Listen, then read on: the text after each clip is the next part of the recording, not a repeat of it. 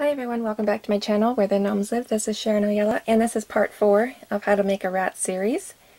If you've missed the previous videos on how I made this guy, you can look in the description box below. There's more information and links in there.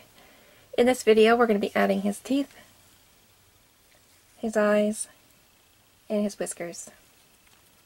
So let's get started. Alright, now we're going to be doing his teeth, and in the next clip I'm going to show you how I install these teeth. But I had to edit the video because the way I did it in the beginning, it took me a little bit too long to figure out, because this is the first time I've done it this way. And it turned out actually brilliant, and I'll be using the same method in the future. So we're going to take a strand of that twine that we used for his fingers and his toes, and work with a couple of inches. A couple of inches is a little bit easier to work with. Of course, we're going to be trimming this up after. So I just put the glue on there and run it along with my fingers, and I'm going to let this dry. So I'll set it in front of my fan until it's dry to the touch. Okay, that's dry enough. Now I'm going to paint that section that I have the glue on, and I'm going to use my white paint. Paint all the way around, and now we're going to let this dry. So I'll set it back underneath the fan and give it another few minutes. So it's been a few minutes and that's dry now. So I'm just going to take some yellow, and you don't have to do this part. I just thought that a rat's teeth should be a little bit discolored, not so white looking. So I just took the yellow and went over it and used my finger to smudge it in. Just a little bit of color in there. You can even use coffee. Dip your fingers in coffee and run it on there. Okay, now I'm going to trim on either side.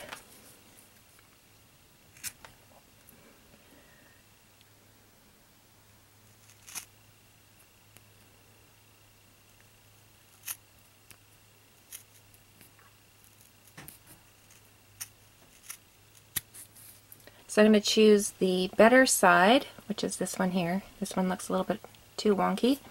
So this is going to be his two teeth. Now I just have to cut this in half. And you want too much tooth, because we're going to trim it after it's installed into his head. We're going to trim the teeth down again. You're going to have one side that's painted and the other side that's just plain twine, of course. You can paint those, but I thought they looked more realistic unpainted.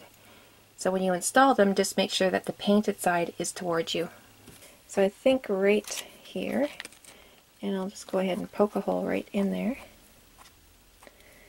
Probably not safe to put your finger like that, in case you go right through.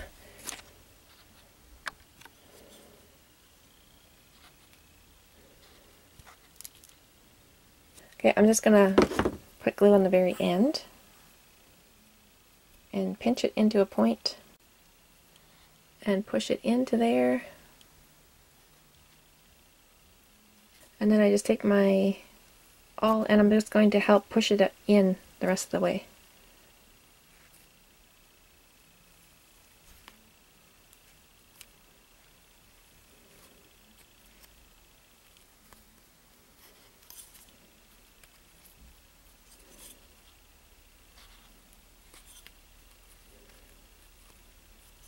Okay, and I'm going to trim that up.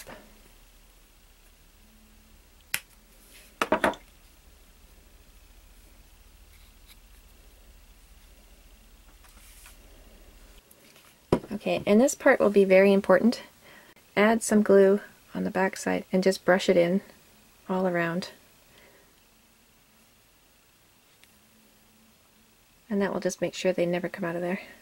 And don't be afraid to use a lot of glue.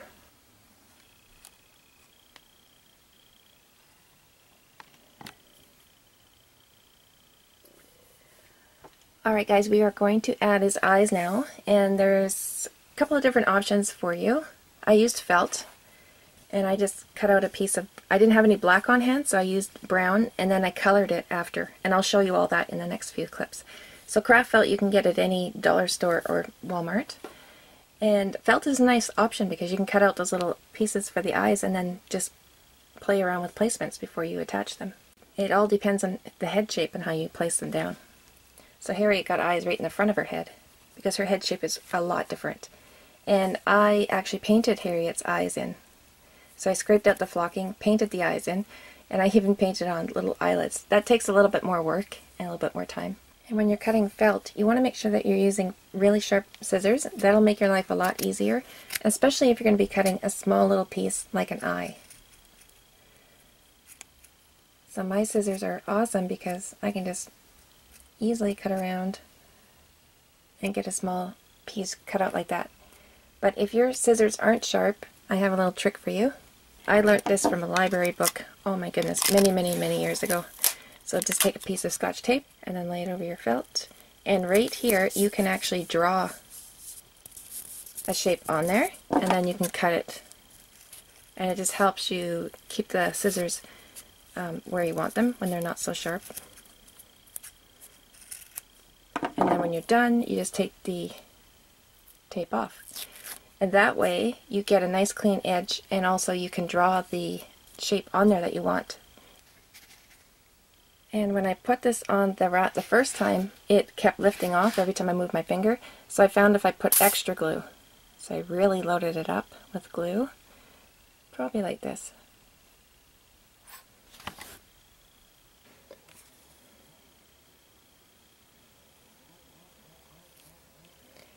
And this is a nice option because you have time to move it around if you have to. Once you're happy with the placement of the felt, just make sure that you push it into the head so that it's got good contact there, and then you can set it aside to dry. Okay, that's dry to the touch. It can still dry over time, but yeah, those look great. And remember, if I had black felt, I wouldn't have to go over it. I was going to use paint, but then I thought, why risk it? Just find a felt pen, and I'll just go over it that way. And then I don't have to worry about getting paint on the white fur. Going to add a little dot of white, and again, optional detail, you don't have to do. I just take a stick pin and put paint on the very tip, and then I'm going to just tap it on. And I push the pin in a little ways, and then it leaves a nice little dot. So I set them in front of a fan and made sure that the felt pen that I used and also the white paint on there, it was completely dry, so it was all dry to the touch. And then I took clear nail polish. I've already done this once. I'm going to put a second coat now, and I just dab it on.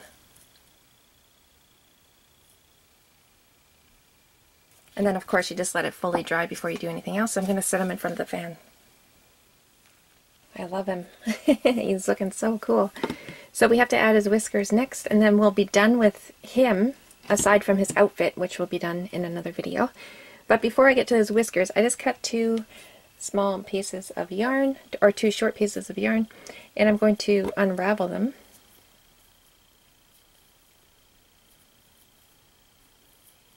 Okay, I'll hold all the strands together, and with my finger now, I'm just going to fray the strings a little bit more.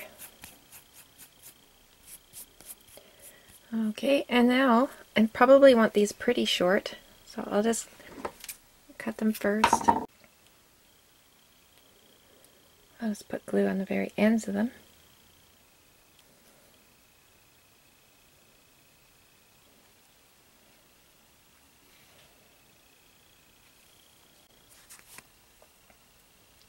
The reason why I added that little beard there is because he's going to be an old man wizard in the end, and I needed a little bit of scruff there, but that part is totally optional.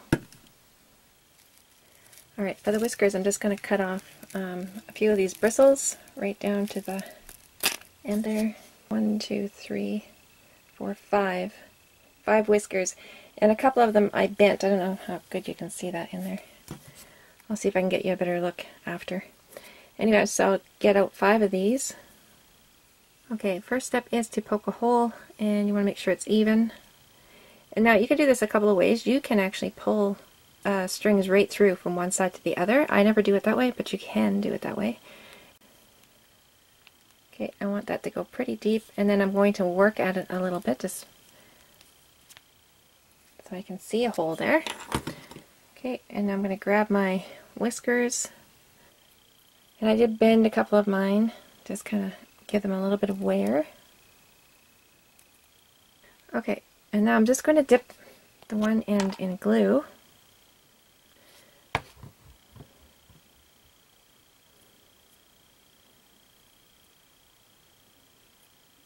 Get them to all stick together so they go in like a point.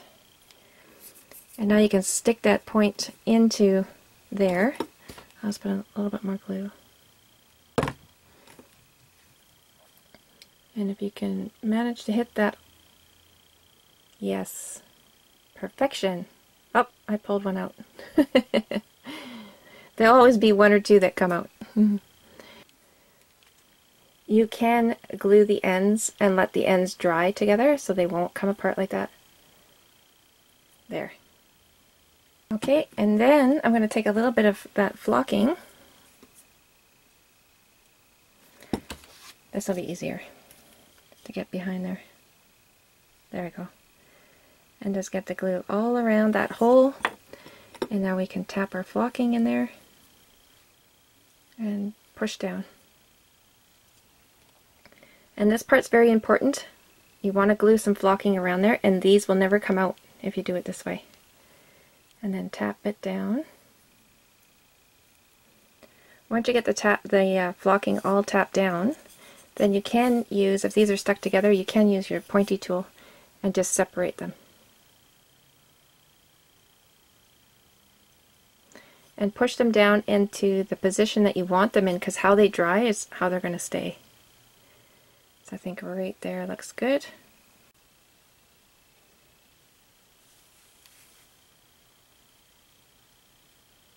This is the update from yesterday. I ended the video telling you I was going to update you. You can see that there's still some separation there, and I did add more flocking and more glue. It did help it a little bit, but you can't sell this item as a posable rat if there's no clothes on him, because that will be noticeable. And his tail, same thing. So when I'm posing his tail, I just kind of hang on to the base there so it doesn't crack too much, and then just play around with his tail.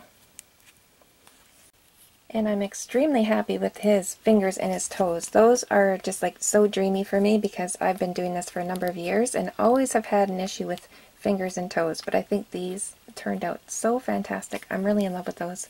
So yes, I would do the arms exactly the same way. I wouldn't do anything different. Probably next one would have clothes or something on there, just to hide the fact that we can't have a very posable arm without a little bit of separation. But not a biggie for me, but just keep all those things in mind when you make yours. I did end up covering up those black lines there. I didn't really like them, so I just added more glue and more flocking. I added a little bit more, well actually I used a felt pen and just made a little bit of a deeper line there, so that shadow just makes it look like his legs are separated. Alright guys, I think that'll bring us to the end of this video. I hope you found it helpful. I hope you found some inspiration here to make your own little creature.